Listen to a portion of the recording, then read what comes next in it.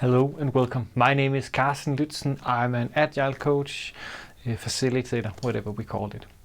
Today I will talk about this impediment bashing, which is quite a nice and fun phrasing of this impediment removal that a lot of us agile coaches, scrum masters, supporters of teams are running around doing.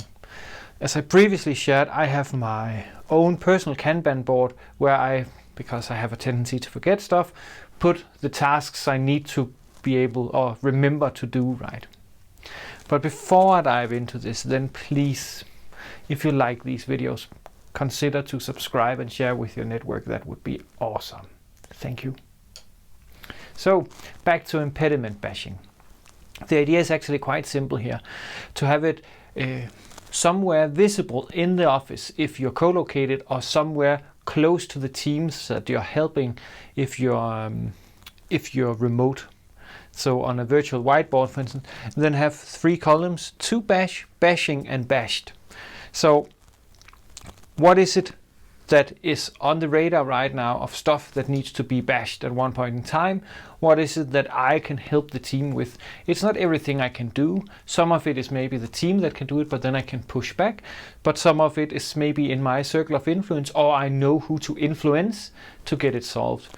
So everybody are welcome to put it here in the to bash column, and then I will slowly but surely chew me through the to bash column and move it into bashing.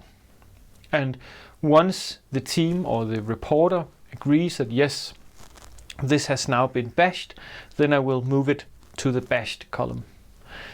That personally for me gives a sense of completement, right? And that I actually can see this column grow slowly, and then I will prune it from time to time. It also helps the team to see that when they put something on the board, things will happen.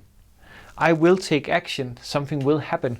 So I'm not this invisible person that nobody really understands what is doing. I am working on this board to help ensure progress in the things that maybe lies a bit outside of what the team feel comfortable tackling. So that's it. I hope that you, if you have similar techniques or tips, are willing to share. Oh, one last thing. This is greatly inspired from Jimmy Janlen. I can highly recommend you to check him out. Anyway, if you have comments, questions, ideas, or feedback to these videos, please consider to subscribe and share. That would be awesome. And if you have comments to this, to me, or the videos in general, feel free just to leave a comment on this video or send me a message.